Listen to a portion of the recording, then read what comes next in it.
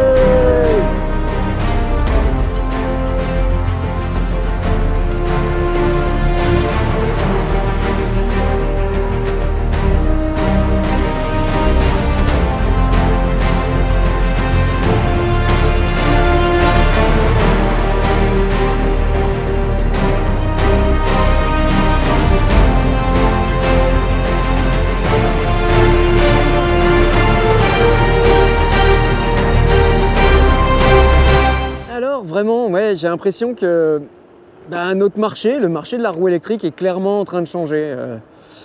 Ce que j'espère, c'est qu'on ne va pas perdre beaucoup en praticité. Pour le moment, c'est génial. On voit qu'il y a encore des poignées coupe-circuit, on voit qu'on a encore des trolleys efficaces, et de mieux en mieux d'ailleurs, il faut l'avouer.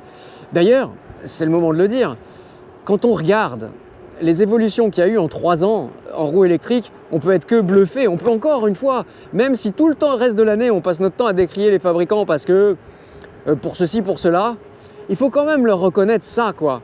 Que ils n'arrêtent pas d'innover. Et les innovations qu'on a eues là en 3 ans, les suspensions, les phares, tout ça, c'est quand même génial. Je vais me répéter, mais on est en train de passer d'un simple jouet à un vrai objet de mobilité, quoi. Et alors, par contre, c'est vrai que j'aimerais qu'on perde pas complètement le côté pratique de la roue électrique. Pour le moment, encore une fois, on l'améliore même avec la béquille, qui est encore une nouveauté. Mais voilà, les 36 kg, les plus 35 kg, clairement, ça c'est une nouveauté aussi, mais j'espère qu'il y aura un point de retour où on pourra avoir encore des petits trous, parce que mine de rien, cela dit, est-ce que dans les motos, il y a des petites motos? Oui, il y a des petites cylindrées. Voilà, j'aimerais encore que que les deux, pour moi, c'est les deux familles puissent coexister, parce que pour le moment, c'est vrai qu'on a l'impression qu'il n'y en a qu'une qui est en train de vraiment se développer.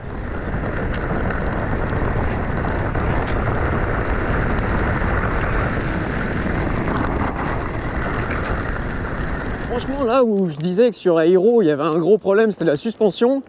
Là, je trouve que, alors attention, c'est pas une suspension de très grande qualité ou un amortissement de très grande qualité. Mais d'abord, comme c'est standard, finalement, c'est pas très difficile à changer. Et puis, oh la vache, et puis, mine de rien, c'est facile à régler, quoi. Il y a un amortisseur, on le gonfle plus ou moins fort. Et puis après, on met un rebond plus ou moins rapide ou lent, quoi. Et le tour est joué.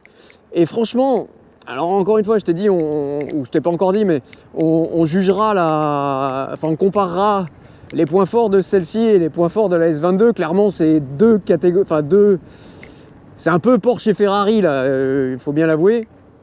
Mais je trouve que, est-ce qu'une suspension comme ça, est-ce que ça suffit pas? Franchement, je sais pas. Bah tu vois, on arrive justement au moment de juger sur les pavés. Là, tu peux envoyer du pâté.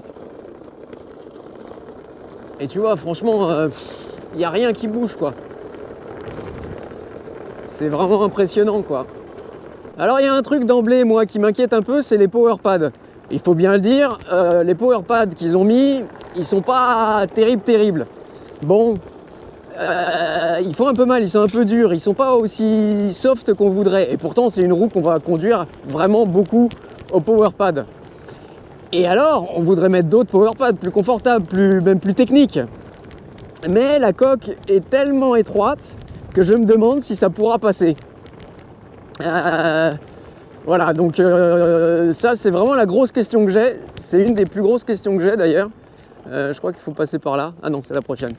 C'est ça, c'est l'histoire des power pads. Est-ce qu'on va bien pouvoir les personnaliser? Mettre des power pads en un bloc, ça posera pas de problème, mais des power pads en deux blocs, tu sais, avant-arrière, ce sera plus compliqué. Alors un autre truc en passant, tu vois là, sur la Hero, quand tu passes en position intermédiaire, et ben tu es en mode béquille. Ici ils ont voulu changer le mode intermédiaire, c'est juste une poignée.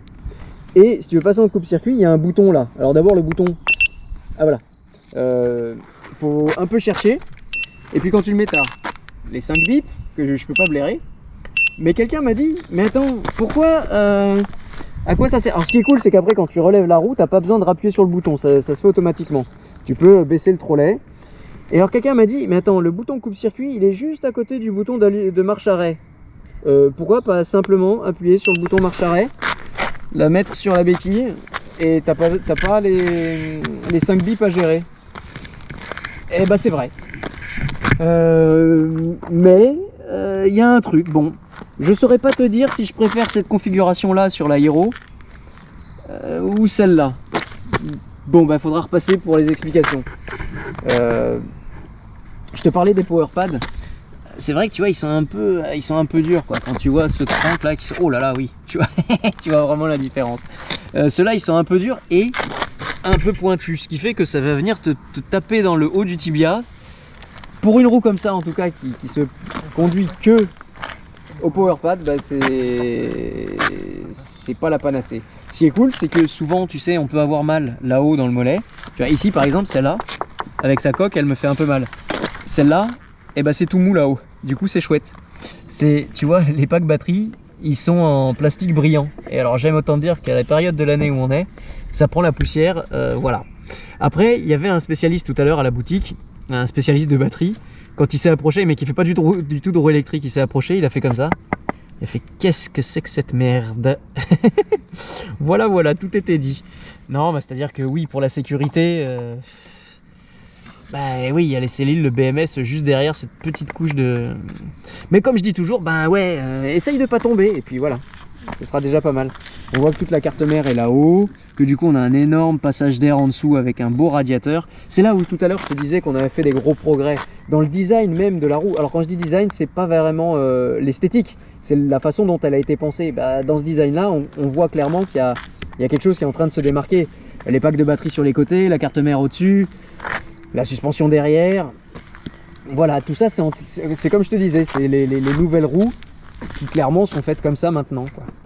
Et alors bon, je préfère te prévenir, j'ai des problèmes avec la GoPro. Bon, alors ça passera pas, c'est une GoPro toute neuve, encore une fois, c'est la cata. C'est drôle, on est dans le parc du château de Versailles et puis il y a des gendarmes partout parce qu'il y a le nouveau président qui est là et qui doit se reposer dans sa modeste demeure, n'est-ce pas? Bref, ce que je voulais dire, c'est que ce qui commence aussi à se généraliser, et ben c'est ça quoi, c'est la position assise. Et là, bah on est bien quoi, tu vois. On a l'écran qui est lisible, qui est accessible en tout cas, qui est... Oh là là, regardez, oh là là. Je sais pas moi, monsieur, je sais pas moi. Ben voilà. C'est vrai que ça commence à franchement se généraliser. Et en effet, la position assise, quand on a une suspension, bah c'est chouette quoi. Alors il y a un truc qui dérange que moi. C'est le sifflement. J'ai l'impression d'être revenu un peu en arrière à l'époque des MSX, des MSP qui sifflaient. C'est un peu dommage. Et bon alors c'est une onde haute fréquence que beaucoup n'entendent pas, mais moi qui suis un peu un maniaque du bruit, eh ben ça me dérange un peu quoi. Voilà. Est-ce que c'est là-dessus qu'on va faire son choix? Je pense pas.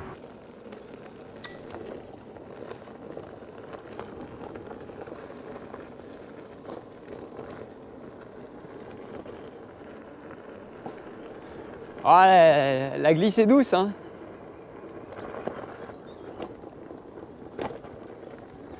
Il n'y a pas à dire, la glisse est douce.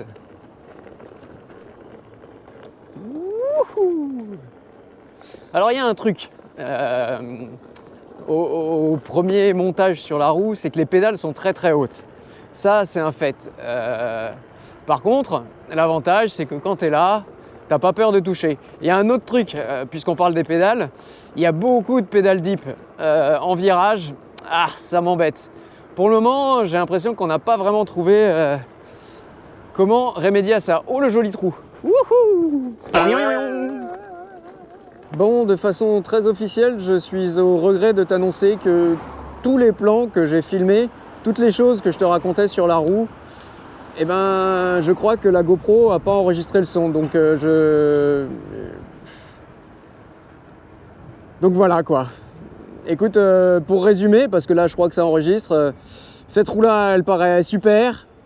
Franchement, elle fait rêver. Elle sera en compétition, à n'en pas douter, avec la S22 quand la S22 sera au point. Et c'est super chouette. Oui, c'est très enthousiasmant de voir que on a un marché vivant, même s'il y a plein de choses à regretter et on passe beaucoup de temps à le regretter. Il y a quand même beaucoup de choses à dire de positif sur la façon dont les fabricants donnent l'impression d'aller de l'avant. Alors oui, ils vont trop vite, trop loin, c'est vrai, mais force est de constater que quand même ils ont fait changer le marché de façon spectaculaire en à peine 2 ans et demi, quoi. Voilà.